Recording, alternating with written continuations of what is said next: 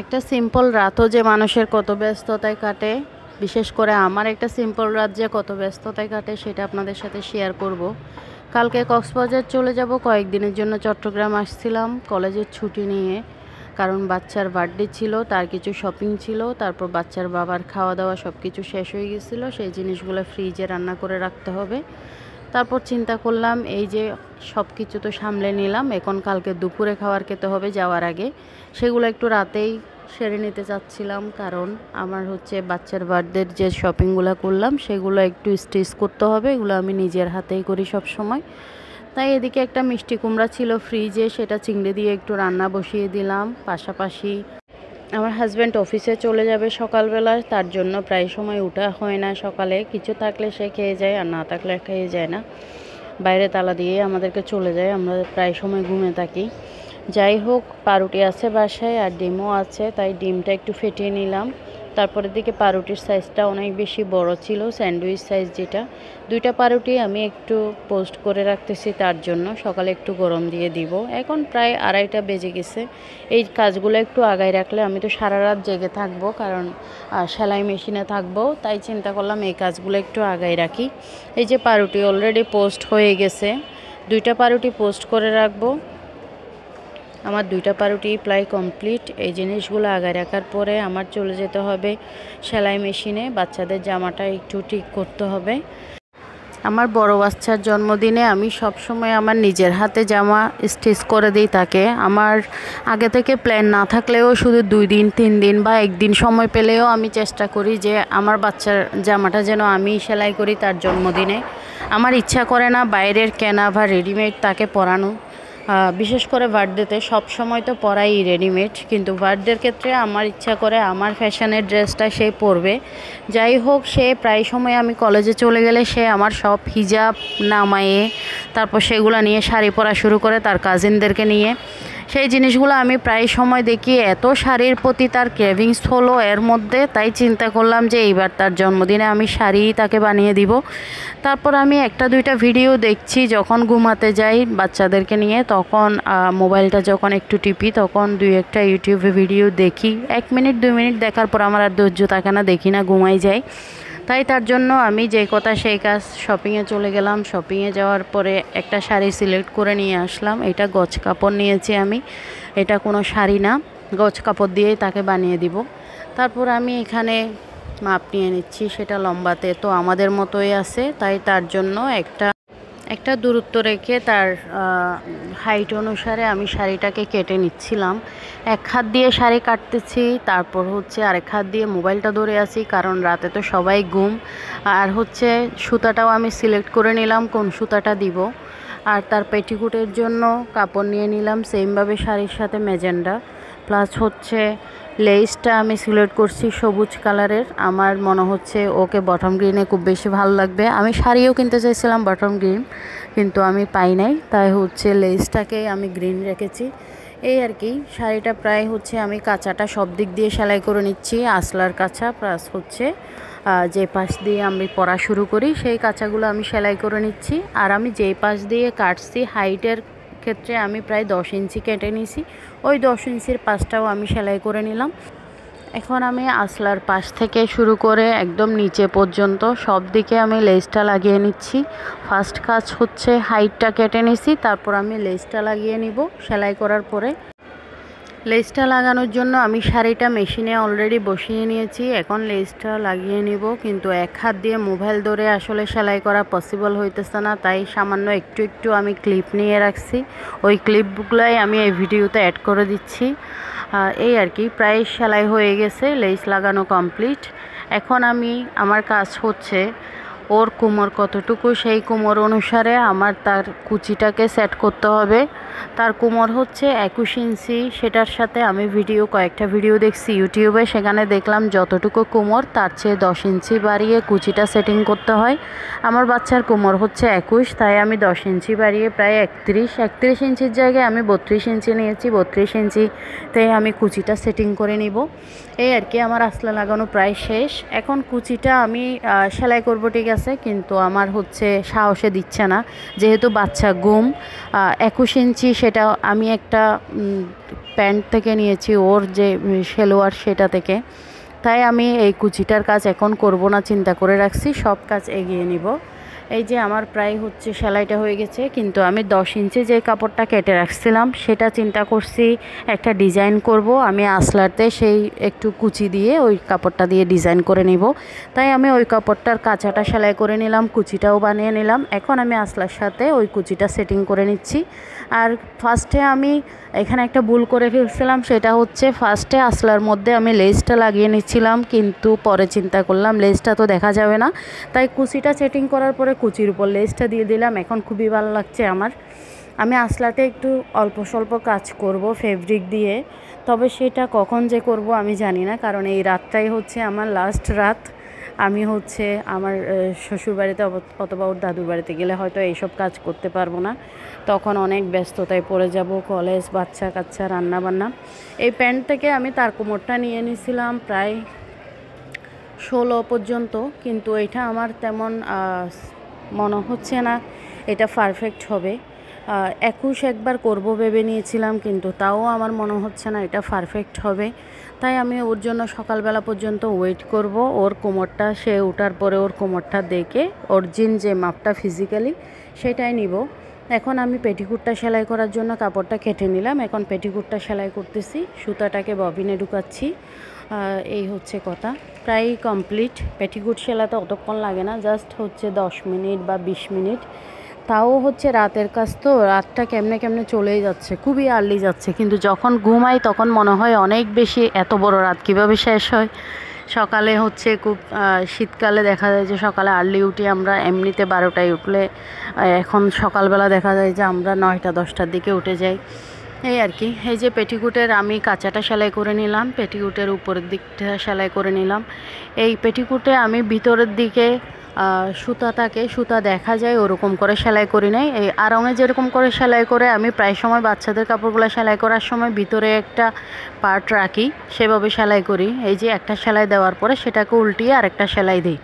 পেটিকুটটা সেলাই করার সময় খুবই আদর লাগতেছিল বাচ্চাটার জন্য, এত ছোট একটা পেটিকুট সে পরবে, আর হচ্ছে সে শাড়ি পরতে ইদানিং খুব বেশি এক্সাইটেড, সব সময় শাড়ি পরে বসে থাকে আমার ওড়না হিজাব নিয়ে। যাই হোক, এবার পেটিকুট দিয়ে শাড়ি পরবে, এই আর কি। এখন কয়টা বাজে দেখি, হচ্ছে প্রায় 4টা 4:30 বাজতেছে, একটু একটু আলু ঢুকতেছে, 5:30 বেজে গেল। তারপর আমার খিদা লাগছে, আমি একটু বিস্কুট আর পানি দিয়ে খেয়ে নিলাম, তারপর আবার পেটিকুটের কাজ শুরু করে দিলাম। পেটিকুটের কাজ করতে করতে প্রায় হয়তো 15-20 মিনিট লাগলো, এর মধ্যেই শেষ। এখন কমপ্লিট পেটিকুটটা। এখন শুধু ফিতাটা তৈরি করব, যদি ফিতাটা তৈরি করতে না পারি তাহলে দেখা যাচ্ছে কারো সেলোয়ার অথবা কোনো কিছু থেকে একটা ফিতা নিয়ে তাকে পরিয়ে দিব আর কি। এই যে কমপ্লিট হয়ে গেছে পেটিকুটটা সেলাই হয়ে যাওয়ার পরে আমি একটু করে ফটো সেশন করে নিচ্ছি, কারণ পরে আর হয়তো ফটো সেশন করা যাবে না, কারণ আমার সকালবেলা থেকে আরেক দৌড়ানি শুরু হয়ে যাবে। আমার সব গাছে পানি দিতে হবে, ব্যাগ গুছাতে হবে, তারপর হচ্ছে রান্নাবান্না একটু থাকলে সেটা করে সবাইকে দুপুরে খাবার দিতে হবে, অনেক ব্যস্ততা, সব কিছু মাথায় ঘুরতেছে, তাই এটা একটু ছবি করে নিলাম। এখন সবাই ঘুম, নির্জনে আমার সবচেয়ে বেশি কাজ করতে ভালো লাগে। আমি যখন ব্যাচেলর ছিলাম তখন আমি আর্ট করতাম খুবই নির্জনে, আমি রুম বন্ধ করে সারাদিন না খেয়ে আর্ট করতে পারতাম, কিন্তু সারাদিন না খেয়ে সেলাই করতে পারতাম, মানে আমার কেউ না থাকলে আমার এত বেশি কাজ হয়, এত বেশি ভালো লাগে, আমি খুবই কমফোর্ট ফিল করি আমি একা থাকলে। কিন্তু আমি সেটা বিয়ের পরে সুযোগ আর হয় না, বিশেষ করে অন্য মানুষ না থাকলেও আমার তো প্যানপ্যানানি 2টা আছে, এই 2টা নিয়ে থেকে যেতে হয়। প্রায় সকাল হয়ে গেছে ভাই, এখন এর মধ্যে তো আমার ছোট বাচ্চা প্রায় সময় উঠছে, তাকে ফিডিং করায় আসতে হয়েছে, কয়েকবার গেছি আমি, এই আর কি। তার বাবা একটু পরেই উঠে যাবে অফিসে যাওয়ার জন্য, 8টার দিকে উঠবে। এদিকে আমার শাড়িটা প্রায় কমপ্লিট হয়ে গেছে, এখন আমি শুতে যাব। অনেক দিন ধরে আমি সকালের আলোটা দেখি না, আমরা যখন হোস্টেলে থাকতাম তখন আমরা সকালে এই ভোরের আলোটা দেখতাম, ভোরের যে নুরানি বাতাস সেটা আমরা খেতাম, ফিল করতাম, কিন্তু এখন আমরা দেখতে পাই না, কারণ ঘুমের মধ্যেই আমাদের এই নুরানি বাতাস চলে যায়। তাই চিন্তা করলাম একটু ব্যালকনিতে গিয়ে আমি একটু বাইরে দেখে আসি। ব্যালকনিতে চলে ভোরের আলোটা দেখলাম আর সেই সুন্দর বাতাস উপভোগ করলাম। আর এদিকে আমার পরীটা চলে যাচ্ছে, তাকে ব্যালকনি খুললেই, রান্নাঘরের ব্যালকনি খুললেই তাকে দেখা যায়। সেমভাবে মাস্টার বেডের ব্যালকনি খুললে একটাকে দেখা যায়। আজকে মনে হয় তার বাবাটাই হচ্ছে, কবুতরের বাবাটাই হচ্ছে ডিমের মধ্যে তা দিছে। অনেক সময় মাকে দেখা যায়, হয়তো তারা ডিউটি পালন করে, রাতে একজন তা দিবে, দিনে একজন তা দিবে। যাই হোক, ভালোই লাগে, খারাপ লাগে না। যখন পানি দিতে যাই আমার গাছগুলোকে তখনই অসুবিধা হয়ে যায়। সব কিছু রেডি করে 6:30টার দিকে ঘুমাতে গেলাম। তখন সাফরিনও একটু করে উঠলো। তারপর শুতে গেলাম, তার বাবার নাস্তাও রেডি করে রাখলাম, সেগুলো একটু গরম দিয়ে দিলাম।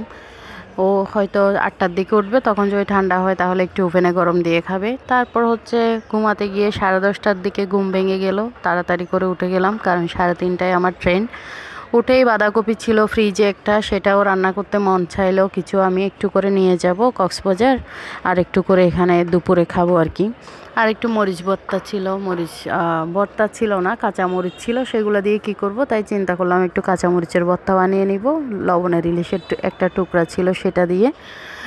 যেই কথা সেই কাজ, সেগুলো শেষ করে ফেললাম। বাঁধাকপি রান্না করলাম চিংড়ি দিয়ে, আর এদিকে মরিচ ভর্তাটা করে নিলাম। আর এদিকে সবগুলো ব্যালকনিতে পানি দিতে হবে। গাছগুলো আমার তো মেহেদি গাছ একেবারেই মেরে ফেলছে, এখানে দেওয়া পসিবল না, কারণ সেখানে ডিম আছে। আর এদিকে রান্নাঘরের ব্যালকনিতে 2টা গোলাপ ছিল, সেগুলো একটু নিয়ে নিব। অনেক দিন গোলাপ ছিঁড়ি না, কারণ আমার মাস্টার বেডের ব্যালকনিতে অনেকগুলো গোলাপ হয়ে সেগুলো পড়ে গেছে। ডালগুলাও কেটে দিতে হবে, কয়েকদিন পরে যখন বেশি ছুটি নিয়ে আসবো তখন ডালগুলা কেটে দিব। আজকে হচ্ছে শুধুমাত্র রান্নাঘরের ব্যালকনি থেকে আমি 2টা গোলাপ তুলে নিলাম। সারফা যখন উঠবে তখন ওকে দিব। ও সব সময়, আমার মেয়ে সকালে ওঠার পরে প্রায় সময় গোলাপ গাছ থেকে সে তার নাগালে যদি থাকে তাহলে একটা গোলাপ নিয়ে মাস্ট বি আমাকে আই লাভ ইউ বলে দিবে। আর এখন সেটা সাফরিনও শিখে গেছে। সাফরিনও প্রায় সময় কিছু একটা সুন্দর ক্লে দিয়ে লাভ বানাবে বা কিছু একটা বানাবে, আর আমাকে বলবে আই লাভ ইউ মা।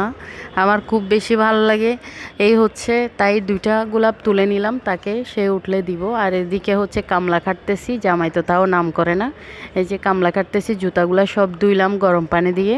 আর হচ্ছে এদিকে আমাকে দেখে বাচ্চাটা দিনের মধ্যে মাটা তা দিচ্ছিল, সে পালিয়ে গেছে।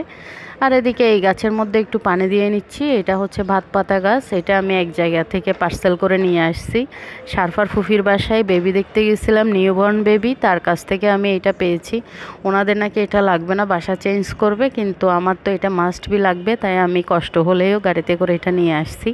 আর এখানেও আমার কয়েকটা গোলাপ দিয়েছে, এগুলো আমি আজকে ছিঁড়বো না, কাটবো না। যাই হোক, সারফা ঘুম থেকে উঠে গেছে। সারফা ঘুম থেকে ওঠার পর তাকে শাড়িটা হাতে দিলাম, দেই নাই, ও নিজেই নিছে। বলছে মা এটা কি আমার জন্য রাখছো, এটা কি তুমি সেলাই করে ফেলছো? পরে আমি তাকে বললাম না না সেলাই করি নাই। পরে আবার ওকে দুষ্টামি করার পর কিছুক্ষণ পরেই বলে দিলাম হ্যাঁ এটা তোমার জন্য সেলাই করছি, তোমার কি কি মেকআপ আছে দেখি বের করো তো। সব কিছু বের করছে, তার জন্য একটা গলার মালাও ছিল, সব কিছু সে নিছে। সেগুলো নাকি দাদার বাসায় নিয়ে যাবে। আমরা কখনো তার বাবার বাসা ছাড়া তার 5টা জন্মদিনে 4টা জন্মদিন তার বাবার বাসায় করেছি, কিন্তু দাদুর বাসায় করি নাই। কিন্তু এইবার কিছুদিন ধরে সে তার দাদুর বাড়িতে, নভেম্বর মাসটা পুরাই আমার ডিউটি ছিল, সেই হিসেবে আমি কক্সবাজার ছিলাম। সে কি করছে ওখানে সবার সাথে খুব ভালোই মিশে গেছে, তাই চিন্তা করলাম সে ওখানে বার্থডে করলে সবচেয়ে বেশি খুশি হবে, তাই তার বার্থডেটা ওখানে করব। আমি ডিসিশন নিলাম। এখন তাকে শাড়িটা পরাই দেখতেছিলাম, কারণ তার কোমরের মাপটা ঠিক নিলাম 21, তারপর 21-এর সাথে আর 10 যোগ করে প্রায় 31 থেকে আমার কোমরটা সেটিং করতে হবে। এখানে আরেক পিঙ্কু আবার রাগ করে বসে আছে, বোন নাকি শাড়ি পরছে, সে নাকি শাড়ি পরতে পারতেছে না, আর এদিকে মেকআপ নাকি তাকে দিচ্ছে না। যাই হোক, সারফাকে সহ হেল্পিং হ্যান্ড হিসেবে নিয়ে আমি কুচিটাকে সেটিং করে নিলাম। এখন শুধু কুচিটাকে সেলাই করে দিব, তারপরে আমার শাড়িটা রেডি হয়ে যাবে, কারণ আমি কোমরের মাপটা ফিজিক্যালি নেওয়ার জন্যই রাতটা রেখে দিছিলাম। এখন তারা সকাল সকাল উঠছে, এখন আর ডিস্টার্ব করতেছে না। এই শাড়িটা শেষ করেই তাদেরকে খাওয়ার দাওয়ার করাবো, আমিও নাস্তা করব। আমার জন্য বিন্নি ভাত আছে, আর ওদের জন্য পাউরুটি টোস্ট করে দিব। এই যে শাড়িটা রেডি হয়ে গেছে, কুচিটা আমি এভাবেই সেট করলাম। তারপর সারফাকে একটু ট্রায়াল দিচ্ছিলাম, সারফা তো খুব হ্যাপি। এভাবে কুচিটা আমি সেটিং করলাম, ওকে নিয়ে শাড়িটাকে একটু ফটো সেশন করে নিলাম। শাড়িটাকে একটু সাফরিনেরটা কাটতে চেয়েছি, কিন্তু কাটা পসিবল না, কারণ 10:30টায় ওঠার পর থেকে জুতো ধোয়া, শুকাতে দেওয়া, তারপর বাচ্চাদের কাপড় ধোয়া, তারপর রান্নাবান্না হালকা পাতলা করা, তার বাইরে টবে পানি দেওয়া, ঘর ঝাড়ু দেওয়া, সব কিছু মিলিয়ে প্রায় এখন 1:30টা বেজে গেছে। এখন জাস্ট আমি পেন্টিংয়ের জন্য রঙটা নিয়ে নিচ্ছি ব্যাগের মধ্যে। তার দাদুর বাসায় গেলে আমি একটু করে রঙটা করে নিব সুযোগ পেলে শাড়ির আসলাতে। এই আর কি। তারপর হচ্ছে সাফরিনের শাড়িটা আর কাটলাম না, তার বার্থডে তো এখন না, তার বার্থডে জানুয়ারিতে, তাই তখনই সেটা করব। দুইজনের জন্য একই রকম শাড়ি কিনেছি আমি। আর এদিকে তার বাবা প্রায় 2টার দিকে চলে আসলো অফিস থেকে, তাদের জন্য চকলেট নিয়ে আসলো, সেগুলো আর তারা এখন কিছু খাবে, তারপর ট্রেনে কিছু খাবে। আমি বাচ্চাদেরকে রেডি করে নিলাম। এখন তার বাবা খাওয়া দাওয়া করবে, আমিও খাওয়া দাওয়া করব। আমি খুব দৌড়ানির উপরেই ছিলাম। যাই হোক, বাচ্চারা চকলেট নিয়ে খুশি হয়ে গেছে, তারা দুইটা খাবে। আর খাওয়াতে না পারলে আমি ট্রেনে নিয়ে নিব একটা টিফিনে করে তাদেরকে খাওয়ানোর জন্য। যাই হোক, এখন ট্রেনে চলে আসলাম। আমরা সব কাজ শেষ করে বাসা গুছিয়ে কর্ণফুলী পার হচ্ছি। ট্রেনে ওঠার পর এই ছোট্ট ভিডিওটাই করতে পারছি, আর করতে পারি নাই।